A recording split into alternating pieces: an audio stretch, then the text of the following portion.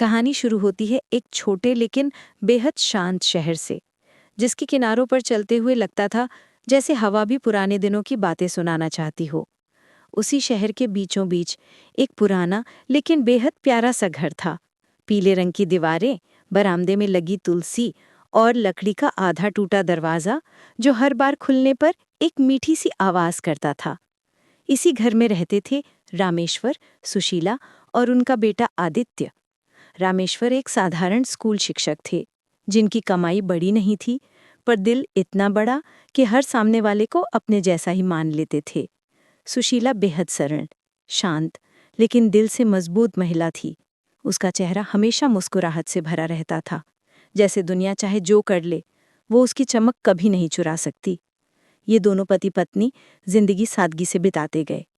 एक कमरे का घर, पुरानी चारपाई, छत से लटकता एक पंखा और रसोई में वही चूल्हे की खुशबू। लेकिन इसी सादगी में उन्हें दुनिया की सबसे बड़ी खुशियां मिलती थीं, क्योंकि उनके पास उनका बेटा था। आदित्य उनका सपना था, उनका भविष्य, उनकी उम्मीद। और शायद यही वजह थी कि उन्होंने उसके लिए अपनी हर छोटी बड़ी चाहत कुर्बान कर दी। जैसे जैसे आदित्य बड़ा होता गया, माँ बाप की छांव उसकी दुनिया रही। लेकिन धीरे धीरे उसकी दुनिया बदलने लगी। किशोरावस्था आई, कॉलेज की भीड़ आई, दोस्तों का रंग आया और आदित्य उन नई चमक दमक वाली चीजों में खोता गया, जहां माता पिता सिर्फ घर पर खाने का इंतजार करने वाले दो लोग बनकर रह गए थे। लेकिन माता पिता की दुनिया अब भी वही थी। सुबह आदित्य की पसंद का नाश्ता, उसके लिए निकाला ताज़ा प्रेस किया हुआ कपड़ा, और रात तक दरवाज़ा खुला छोड़कर उसका इंतजार।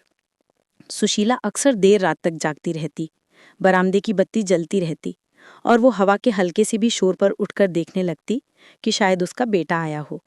पर आदित्य अब घर देर से आता, कभी दोस्तों संग घूमने, कभी कॉलेज प्रोजेक्ट के बहाने, कभी बस मन नहीं होता था लौटने का। उसे लगता, घर पर तो सब वही है, वही दो बूढ़े लोग, वही बातें, वही ताने की बेटा खाना खा, बेटा इतनी देर क्यों। दुनिया कहीं और थी, रंगीन, शोर भरी, तेज, आकर्षक। समय धीरे धीरे बीतता गया।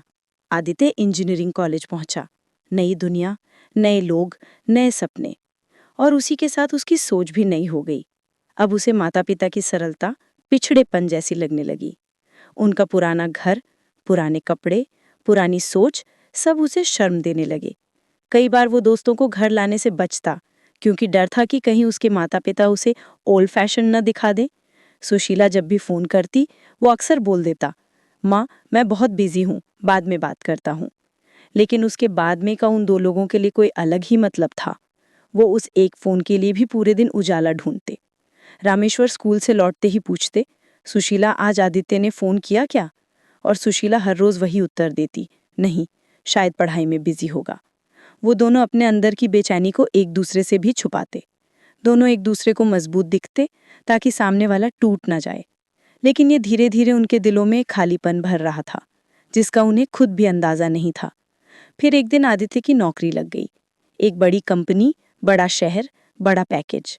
जिस दिन खुशखबरी आई, सुशीला की आंखों में खुशी के आंसू थे। वो पूरे दिन घर सजाती रही, जैसे उसके बेटे के जीवन में नया जन्म हुआ हो। रामेश्वर ने उस दिन स्कूल से आते वक्त मिठाई खरीदी, अपनी 6 महीने की बचत से। लेकिन जब आदित्य घर आया, वो बिना मुस्कान के बैठ गया, क्योंकि उसके दिमाग में सिर्फ एक बात थी, मुझे इस पुराने घर से निकलकर शहर में रहना है। ये माँ बाप अब मेरी लाइफ में सिर्फ इमोशनल बर्डन है। उसने खाने की मेज पर बैठकर कैजुअली कहा, मैं अब शहर में शिफ्ट हो जाऊंगा, कंपनी अकोमोडेशन दे रही है, आप लोग यहाँ ठीक हैं? रामेश्वर ने मुस्कुराकर बस इतना कहा, बेटा जैसा सही लगे। उनकी आंखों की चमक उसी क्षण थोड़ी मध्यम हो गई, लेकिन उन्होंने इसे छिपा लिया, क्योंकि बच्चों के सपने माता पिता के लिए हमेशा अपने दर्द से बड़े होते हैं। सुशीला ने आदित्य का सामान पैक करते करते पूरे घर को आंसू से भिगो दिया। हर टी शर्ट मोड़ते समय उसे लगता, कब लौटेगा, लौटकर आएगा भी या नहीं। पर उसने बेटे के सामने कभी नहीं रोया।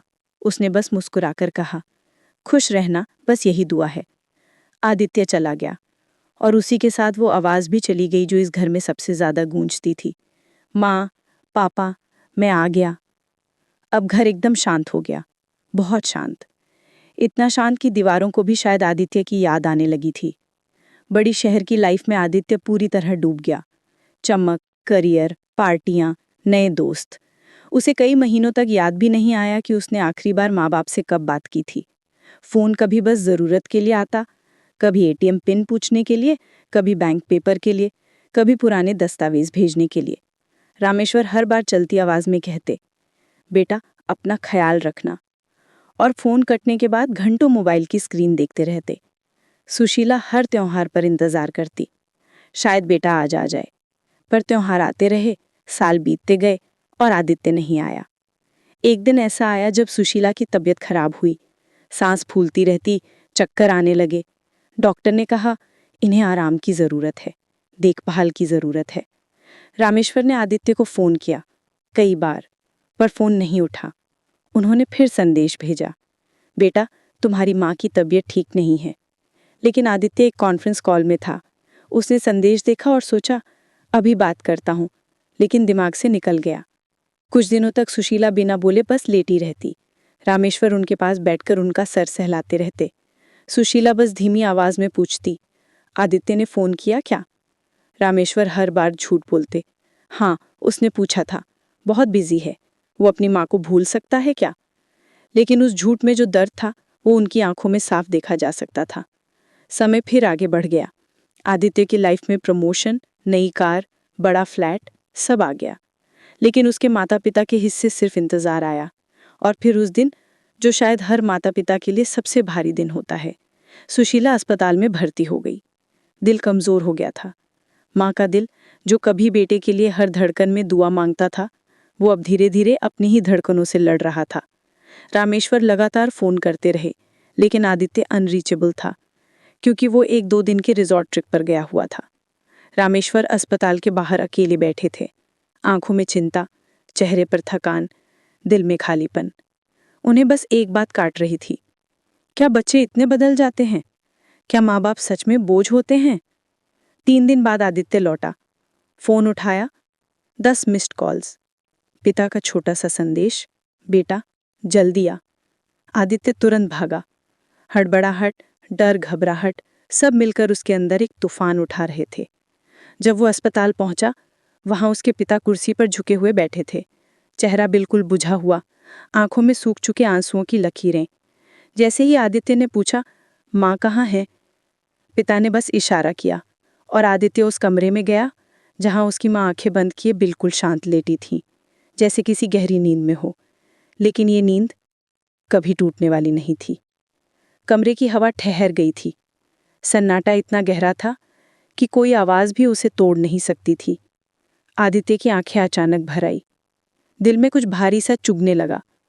वो माँ के पास बैठ गया, उनका हाथ पकड़ा, और पहली बार उसे महसूस हुआ वो हाथ अब कभी उसकी उंगलियां नहीं थामेगा। वो हाथ जिसने कभी उसे चलना सिखाया, जिसने हर चोट पर दुआ रखी, जिसने उसके लिए खुद को जला दिया, वो हाथ अब ठंडा था। आदित्य टूट गया। उसे लगा जैसे पूरी दुनिया उस पर गिर पड़ी हो। वो फूट फूट कर रोया, इतना रोया कि उसकी सांसें तक टूटने लगीं। लेकिन शायद किस्मत यही दिखाना चाहती थी। जिस माँ को उसने इतनी दूर कर दिया था, उस माँ को आखिर देखने वो बहुत देर से आया था। रामेश्वर उसे देख रहे थे। उनकी आंखों में दर्द था, लेकिन गुस्सा नहीं, शिकायत नहीं।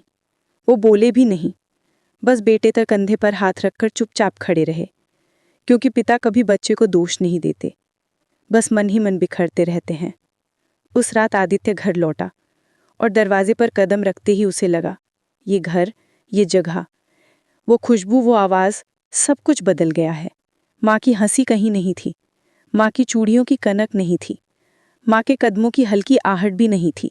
घर खाली हो चुका था, और उसी के साथ आदित्य का दिल भी। अगले कुछ हफ्तों में आदित्य ने अपनी नौकरी पर वापस जाने की कोशिश की, पर हर चीज़ उसे माँ की याद दिलाती। सुबह की चाय, कपड़े धोने की मशीन की आवाज़, रात को खाली कमरा, हर चीज़ उसे तोड़ने लगी। माँ के जाने के बाद आदित्य के पिता भी चुप और कमज़ोर होते गए। घर में उनके कदम धीरे धीरे धीमे पड़ते जा रहे थे। उनकी पीठ झुकने लगी थी और चेहरे पर एक अजीब सा अकेलापन उतर आया था। अब घर में एक बेटे और बुजुर्ग पिता के बीच का सन्नाटा, एक अनकहा दर्द, एक न भरने वाली कमी, सब मौजूद थे। आदित्य को हर दिन एहसास होने लगा, उसने अपने माता पिता को रुलाया था और उन आंसुओं ने उसकी जिंदगी से एक रिश्ता हमेशा के लिए छीन लिया था। माँ के जाने के बाद जीवन जैसे अचानक ठहर गया था। घर की दीवारों ने बात करना बंद कर दिया था। बरामदे में रखी कुर्सी पर अब कोई शाम की चाय नहीं ढुली जाती थी, और उस तुलसी के पास बैठकर सुशीला की मुस्कान अब केवल याद बनकर रह गई थी। आदित्य के लिए यह बदलाव किसी तूफान से कम नहीं था। जिस घर को वो कभी सिर्फ रात काटने की जगह समझता था, आज वही घर उसके अंदर बसी हर सांस को रोक रहा था। वो जहां भी जाता, माँ की छवि उसे वही खड़ी मिलती। कभी दरवाजे पर इंतजार करती, कभी रसोई में खाना बनाती, कभी उसे चुपके से सिर पर हाथ फेरती। मगर अब वो छवि केवल हवा में थी, और आदित्य का दिल धीरे धीरे इस हवा के बोझ से भरता जा रहा था। उसका पिता रामेश्वर माँ के बाद से बेहद बदल गया था। वो आदमी जो हमेशा मजबूत खड़ा रहता था, जो हर मुश्किल में मुस्कुराना जानता था, अब अक्सर बरामदे में चुप बैठा आसमान को देखता रहता। उसके चेहरे पर एक अजीब सी थकान उतर आई थी, जैसे जीवन ने उससे उसकी साथी ही नहीं, उसकी आधी धड़कन भी छीन ली हो। घर में 2 लोग थे, पर दोनों के बीच एक लंबा खिंचा हुआ सन्नाटा फैला हुआ था। एक सन्नाटा जो हर दिन कुछ और भारी होता जाता था। आदित्य कई बार सोचता, काश वो कुछ साल पहले समय रोक लेता, काश वो माँ को ज्यादा वक्त दे पाता, काश वो एक कॉल, एक मुलाकात, एक गले लगाने में कंजूसी ना करता। पर अब ये सब काश थे, और जीवन कभी काश से नहीं बदलता। उसका दिल हर दिन खुद को अनगिनत बार दोष देता। माँ का चेहरा उसकी नींदों को चीर देता, और पिता की चुप्पी उसे अंदर से बिखेरती रहती। एक शाम आदित्य शहर से लौटकर घर पहुंचा। सड़क के किनारे खिले पीले फूल हवा में झूम रहे थे, लेकिन उनके बीच एक अजीब सा दुख था, जैसे वो भी उसे बता रहे हों कि अब इस रास्ते ने बहुत भरोसे खोए हैं। घर में दाखिल होते ही उसने देखा, पिता के हाथों में वही पुरानी फोटो एल्बम थी, जिसमें आदित्य के बचपन की तस्वीरें थीं। वो हर पन्ना शांत चेहरे से पलटते जा रहे थे, जैसे अपनी धड़कनों को उन तस्वीरों में ढूंढ रहे हों। आदित्य दरवाजे पर ही खड़ा रह गया। उसे लगा कि वो खुद को उस किताब के बाहर खड़ा कर चुका था। जहां एक समय वो दुनिया का केंद्र था, आज वो सिर्फ एक दूर खड़ी परछाई बन गया था। पिता ने उसे देखा और हल्की मुस्कुराहट दे दी, वही मुस्कान जो मजबूरी से जन्म लेती है, जो दिल के टूटने को छुपाने के लिए होती है। आदित्य पास आकर बैठ गया, लेकिन उसके पास शब्द नहीं थे। उसे समझ नहीं आता था कि कैसे शुरू करे, क्योंकि कुछ शुरुआतें पहले ही खत्म हो चुकी होती हैं। उस रात दोनों एक साथ बैठे, पर किसी ने कुछ नहीं कहा, और शायद यही खामोशी एक नए सफर की शुरुआत थी। कुछ दिन बाद आदित्य ने अपनी नौकरी से छुट्टी ले ली। उसे महसूस होने लगा कि पैसा, प्रमोशन, कार, शहर, ये सब चीजें बहुत छोटी हैं जब घर में कोई आवाज नहीं बचती। वो कई घंटों तक पिता के साथ बैठा रहता, बिना बात किए ही सही, पर वो चाहता था कि उसके पिता महसूस करें कि अब वो अकेले नहीं हैं। धीरे धीरे उसने पिता के हाथ पकड़ना शुरू किया, उनके लिए चाय बनाना, दवाइयाँ देना, गृहस्थी के छोटे छोटे काम करना। ये वही आदित्य था जो कभी घर का दरवाज़ा तक खुद नहीं खोलता था। पर जीवन बदलते देर नहीं लगती। जब पछतावा इंसान के दिल पर पड़ता है तो वो उसे ऐसा बना देता है जैसा उसे होना चाहिए था, पर वो कभी बना नहीं। एक सुबह आदित्य ने पुराना घर देखना शुरू किया। दीवारें छिली हुई, छत में गीलापन, बरामदे की लकड़ी के तख्ते ढीले।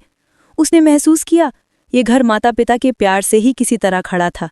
अब जब माँ चली गई थी, पिता का मन भी इसके साथ ही टूटता जा रहा था। आदित्य ने ठान लिया, ये घर फिर से मुस्कुराएगा, ये घर फिर से जागेगा, ये घर अपने माता पिता का सम्मान पाएगा। वो मार्केट गया, सामान लाया, रंग, ब्रश, सीमेंट, तार, बल्ब, सब कुछ, और उसने घर को फिर से बनाना शुरू किया, अपने हाथों से, अपने पसीने से, अपने पछतावे से। पिता उसे देखते रहे, हर स्ट्रोक, हर मरम्मत, हर चीज में उन्हें उस बेटे की नई पहचान दिख रही थी जो अब तक कहीं खोया हुआ था। रामेश्वर ने धीरे से कहा, तेरी माँ होती तो खुश हो जाती। और ये सुनकर आदित्य की आंखों में फिर से पानी भर आया। उसे लगा शायद यही उसका प्रायश्चित है, यही उसका कर्तव्य है, यही उसकी सच्ची आज़ादी है कि वो माँ की कमी को मिटा नहीं सकता, लेकिन पिता की बाकी बची जिंदगी को आसान बना सकता है। धीरे धीरे वो घर चमक उठा, नई रंगत, नई खुशबू, नए पर्दे। बरामदे में फिर से तुलसी हरी हो गई। रसोई में अब स्वाद कम था, पर अपनापन ज्यादा। और उसी घर में पिता और बेटा फिर से करीब आने लगे। आदित्य की आंखों में एक नया एहसास जन्म लेने लगा कि माता पिता केवल जिम्मेदारी नहीं होते, वे हमारी आत्मा होते हैं, हमारी जड़ होते हैं, हमारी पहचान होते हैं। जब तक वे होते हैं घर घर लगता है, जब वे चले जाते हैं तो दुनिया में कहीं भी रोशनी नहीं मिलती। कुछ महीनों बाद आदित्य ने एक बड़ा फैसला किया। वो अपनी नौकरी छोड़कर उसी छोटे शहर में रह जाएगा, क्योंकि अब उसके पिता ही उसका केंद्र थे। अब उसकी दुनिया वही थी जहां एक बुजुर्ग पिता अकेले सोते में कई बार करवटें बदलते थे, जहां माँ के ना होने की गूंज हर दीवार में थी, जहां जिम्मेदारी पहले बोझ लगती थी और आज वही सबसे बड़ी पूजा बन गई थी। उसने अपने पिता के लिए एक छोटा बिजनेस शुरू किया, एक स्टेशनरी और किताबों की दुकान। वो चाहता था कि पिता सुबह उठकर कुछ काम में लगें, खुद को व्यस्त रखें, लोगों से मिलें, खुश रहें। और हुआ भी ऐसा। रामेश्वर धीरे धीरे फिर से मुस्कुराने लगे, उनकी आंखों में उम्मीद लौटने लगी। उनके चेहरे पर बेटी की मौजूदगी के कारण एक नई शांति उतर आई थी। आदित्य का दिन अब बिल्कुल अलग हो गया था। सुबह पिता के लिए चाय बनाना, दुकान की तैयारी करना, दिन भर उनके साथ बैठना, शाम को घर लौटकर आंगन में दीप जलाना। हर पल उसे लगता, काश वो कुछ साल पहले इतना समझदार होता, काश वो माँ को रुलाया ना होता, काश उसके प्यार और वक्त की कीमत उसने पहले समझ ली होती। पर जीवन कभी पीछे मुड़कर नहीं मिलता। जो खो गया वो सिर्फ याद बनता है, और यादें कभी कभी इतना भारी बोझ बन जाती हैं कि इंसान उन्हें उठाकर ही बड़ा होता है। आज आदित्य हर दिन अपने भीतर यही प्रतिज्ञा दोहराता कि अब उसके पिता की एक भी आंख नम नहीं होगी। वो खुशी देगा जो शायद माँ देना चाहती थी और वो नहीं दे पाई। आदित्य अब समझ चुका था, माता पिता को रुलाना सबसे बड़ा पाप है और उन्हें मुस्कुराना सबसे बड़ा धर्म। माँ के जाने ने उसे ये सबक दिया था, लेकिन पिता के होने ने उसे ये मौका दिया था कि वो इस सबक को जीवन में बदल सके। साल गुजरते गए, लेकिन आदित्य अपने पिता का साया बना रहा, उनके साथ हर त्योहार, हर खुशी, हर बीमारी, हर सुबह और हर शाम। और एक दिन ठंडी सुबह के धुंधलके में पिता ने बेटे की ओर देखा, एक संतोष भरी, शांत, उजली नजर से, जैसे जीवन की सारी पीड़ा उस शांति में घुल गई हो। ये वो नजर थी जो कह रही थी, अब सब ठीक है। तुमने अपनी माँ को खोया है, पर तुमने अपनी आत्मा वापस पा ली है, और तुम्हारे कारण मेरी बची हुई जिंदगी मुस्कुराती जा रही है। आदित्य उस नजर को समझ गया। इस बार उसने किसी को खोने नहीं दिया, क्योंकि इस बार उसने समय रहते सीख लिया था। कहानी यही खत्म नहीं होती, क्योंकि ये कहानी हर इंसान के दिल में एक सवाल छोड़ जाती है कि क्या हमारे माता पिता हमारे प्यार के हकदार नहीं? क्या वे सिर्फ बुढ़ापे का बोझ है, या वे वही लोग हैं जिन्होंने हमारे बचपन का बोझ उठाया?